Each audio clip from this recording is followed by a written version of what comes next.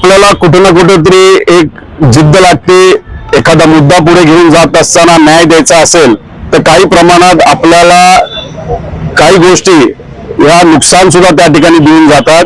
त्यामुळे नुकसान सहन करण्याची क्षमता त्या लोकांची त्या ठिकाणी लागते आणि कोणासाठी कशासाठी लढतोय हे पण तितकंच महत्वाचं आहे। ठीक आहे, आम्ही विरोधात राहून रस्त्यावर लढतोय ते सत्तेत आहेत, चांगली गोष्ट आहे। मग सत्तेतल्या यंत्रणा हलवण्यासाठी त्यांच्या ताकदीचा वापर करायला काय हरकत आहे, तो त्यांनी करावा। साधा FIR आम्ही मागतोय, कारण FIR झाल्याशिवाय इन्व्हेस्टिगेशन त्या दिशेने जाऊ शकणार नाही, पण तेवढं मात्र त्यांच्याकडनं होत नाही याचं दुर्दैवी त्या ठिकाणी वाटतं। हे बघा, गेल्या वेळेस आम्ही जेव्हा आलो होतो तेव्हा DGCA चा जो काही वेबसाईटवर एक रिपोर्ट आला होता, एक स्टेटमेंट आलं होतं 24 ला। आम्ही इथं जेव्हा आलो 25 ला आलो असेल का 26 ला आलो असेल, त्यावेळेस इथे चर्चा करत असताना आम्ही त्यांना विचारले की ते स्टेटमेंट तुम्ही बघितलं का DGCAचं? त्यांनी सांगितलं नाही, ते स्टेटमेंट आमच्यापर्यंत आलेलं नाही।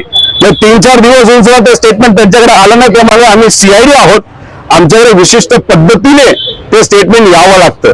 मग आता हा रिपोर्ट वेबसाईटवर टाकलाय, हा रिपोर्ट तुमच्यापर्यंत आमच्यापर्यंत पोहोचलेला आहे। मग आम्ही त्यांना विचारलं तर गेल्या वेळेचं स्टेटमेंट हे ज्या पद्धतीने त्या DGCAने दिलं, AIBने दिलं, तसंच हे सुद्धा स्टेटमेंट त्याच पद्धतीने दिलं। तुम्हाला वेगळे काय ईमेल आले का की बघा CID हा प्रस्ताव तुम्हाला पाठवलाय, हा प्रिलिमिनरी रिपोर्ट आहे, त्यांनी सांगितलं तसं काही नाही आम्हाला मिळालं, पण आम्ही मागून घेतोय।